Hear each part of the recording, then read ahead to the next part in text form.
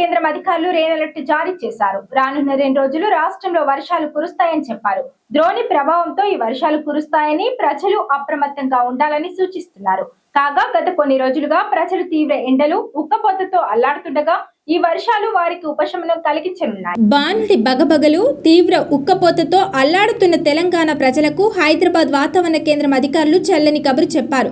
రాష్ట్రంలో ఇవాళ రేపు తేలికపాటి నుంచి మోస్తరు వర్షాలు కురుస్తాయని వాతావరణ కేంద్రం అధికారులు తెలిపారు. ఉరుములు, మెరుపులతో కూడిన వర్షాలు పడే ఛాన్స్ ఉందని చెప్పారు. నేడు ఉత్తర, పశ్చిమ జిల్లాల్లో 30 నుంచి 40 కిలోమీటర్ల వేగంతో బలమైన ఈదురుగాలులు వీస్తాయన్నారు. గాలులతో పాటు వర్షాలు కూడా కురిసే అవకాశం ఉందని పేర్కొంది. ద్రోణి ప్రభావంతో తూర్పు, ఆగ్నేయ దిశల నుంచి తేమ గాలులు వీస్తున్నాయని, వీటి కారణంగానే వర్షాలు కురిసే అవకాశం ఉందని వాతావరణ శాఖ వెల్లడించింది. ఈ నేపథ్యంలో రాష్ట్ర వ్యాప్తంగా ఉదయం నుంచి ఆకాశం మేఘావృతమై చల్లని గాలులు వీస్తున్నాయని తెలిపింది. రానున్న 2 రోజులు ఇదే వాతావరణం ఉంటుందని స్పష్టం చేసింది. ఇక తెలంగాణలో ఈ ఏడాది వేసవి కాలం విభిన్నంగా ఉండబోతోందని వాతావరణ శాఖ అధికారులు హెచ్చరిస్తున్నారు. ఒకవైపు బానుడి బగబగలు, మరోవైపు అకాల వర్షాల కలయికతో వాతావరణం ఉంటుందని చెబుతున్నారు. మార్చి 3వ వారం నుంచే ఉష్ణోగ్రతలు క్రమంగా పెరుగుతూ ఏప్రిల్, మే నెలలో గరిష్ట స్థాయికి చేరుకుంటాయని చెబుతున్నారు. గత వారం క్రితం నుంచే తెలంగాణ రికార్డు స్థాయి ఎండలు నమోదవుతున్నాయి. చాలా ప్రాంతాల్లో 40 డిగ్రీలకు పైగానే ఉష్ణోగ్రతలు నమోదవుతున్నాయి. రానున్న రోజుల్లో ఉత్తర, పశ్చిమ తెలంగాణ జిల్లాల్లో వడగాలుల ప్రభావం తీవ్రంగా ఉంటుందని హెచ్చరిస్తున్నారు. పగటి ఉష్ణోగ్రతలు సాధారణం కంటే 2 నుంచి 4 డిగ్రీలు అధికంగా నమోదయ్యే అవకాశం ఉందని నిపుణులు అంచనా వేస్తున్నారు. ఎల్ నినో ప్రభావం వల్ల ఈ ఏడాది తీవ్రమైన వేడి గాలులు వీస్తాయని, ప్రజలు మధ్యాహ్నం వేళ బయటకు వచ్చేటప్పుడు తగిన జాగ్రత్తలు తీసుకోవాలని సూచిస్తున్నారు. ఉక్కపోతతో సతమతమయ్యే ప్రజలకు అకాల వర్షాలు కొంత ఉపశమనం కలిగించినప్పటికీ అవి రైతులకు తీవ్ర నష్టాన్ని మిగిల్చే ప్రమాదం ఉంది. బంగాళాఖాతంలో ఏర్పడే అల్పపీడనాలు, ఉపరితల ద్రోణుల ప్రభావంతో రాష్ట్ర వ్యాప్తంగా అక్కడక్కడ ఉరుములు, మెరుపులతో కూడిన అకాల వర్షాలు కురుస్తాయని వాతావరణ శాఖ అంచనా వేస్తోంది. కొన్ని ప్రాంతాల్లో వడగళ్ల వానలు పడే అవకాశం ఉండడంతో చేతికి వచ్చిన పంటలు దెబ్బతినే ఆస్కారం ఉంటుందని ధాన్యం ఆరబోసిన రైతులు అప్రమత్తంగా ఉండాలని అధికారులు సూచిస్తున్నారు. లబ్ధిదారులకు గుడ్ న్యూస్. లబ్ధిదారులకు పెండింగ్ బిల్లులు చెల్లిస్తూ సర్కార్ కీలక నిర్ణయం తీసుకుంది. మొత్తం 2764 మంది లబ్ధిదారుల ఖాతాల్లో 28.50 కోట్లు జమ చేశారు. 99 రోజుల కార్యక్రమం మొదటి వారం రోజుల్లోనే బిల్లులు క్లియర్ చేసినట్లు housing corporation managing director VP Gautam తెలిపారు. ఇందిరమ్మ ఇళ్ల లబ్ధిదారులకు రేవంత్ సర్కార్ తీపి కబురు అందించింది. ప్రజాపాలన ప్రగతి ప్రణాళికలో భాగంగా హౌసింగ్ కార్పొరేషన్ లో కీలక నిర్ణయం తీసుకున్నారు.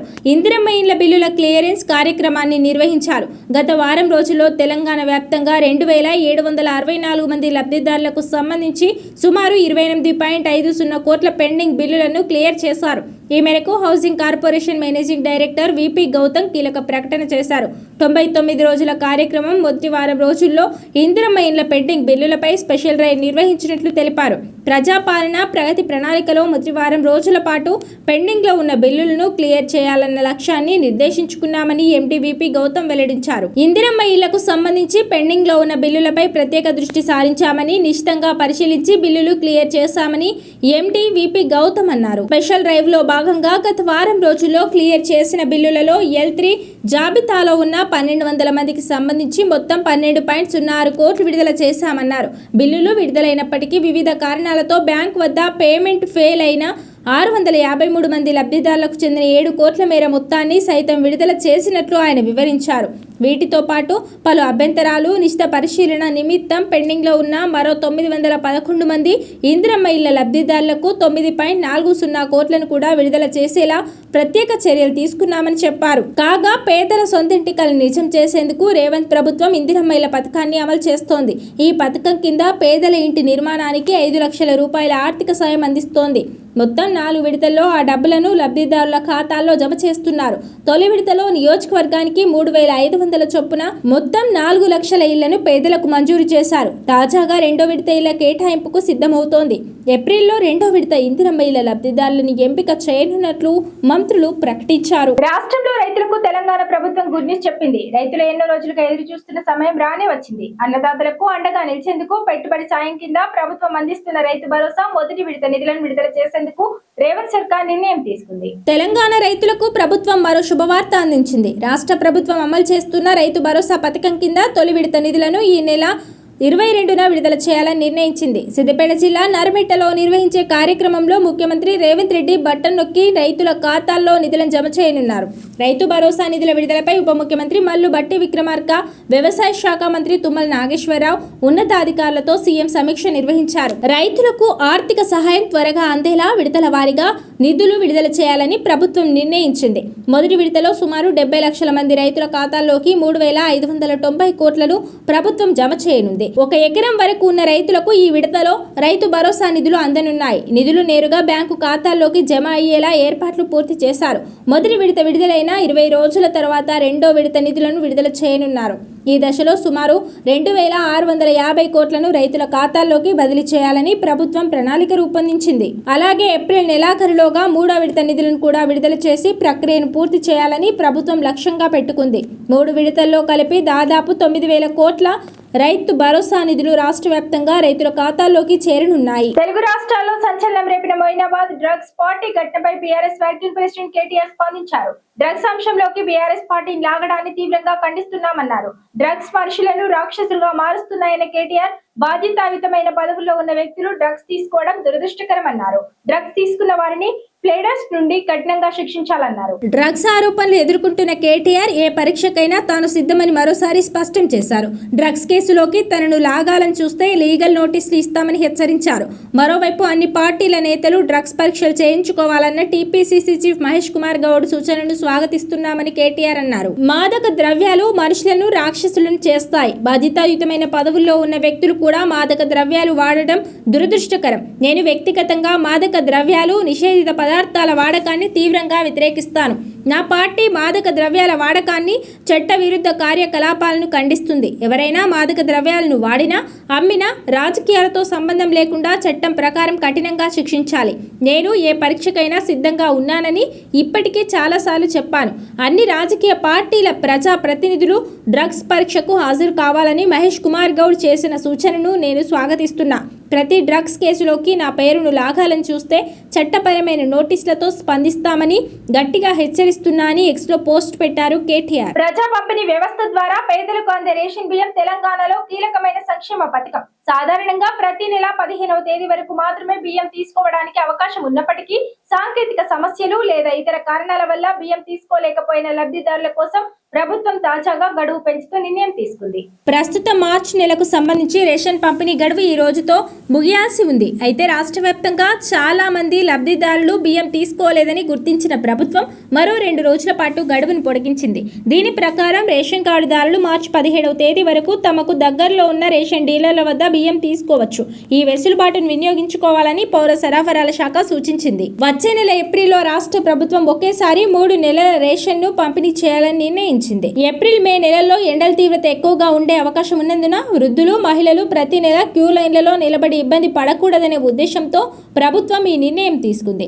రాష్ట్రంలో అమలవుతున్న సన్నబియ్యం పథకం కింద ప్రతి లబ్ధిదారునికి నెలకు 6 కిలోల చొప్పున 3 నెలలకు కలిపి ఒకేసారి 18 కిలోల బియ్యం అందజేయనున్నారు. తెలంగాణ ప్రభుత్వం ప్రవేశపెట్టిన ఈ సన్నబియ్యం పథకం దాదాపు 3.10 కోట్ల మందికి లబ్ధి చేకూరుస్తోంది. తెలంగాణ సమాజ నిర్మాణంలో తమ రక్తాన్ని చెమటగా మార్చి కష్టపడే హమాలి కార్మికుల జీవితాల్లో వెలుగులు నింపేందుకు రాష్ట్ర ప్రభుత్వం కట్టుబడి ఉందని మంత్రి సీతక్క స్పష్టం చేశారు.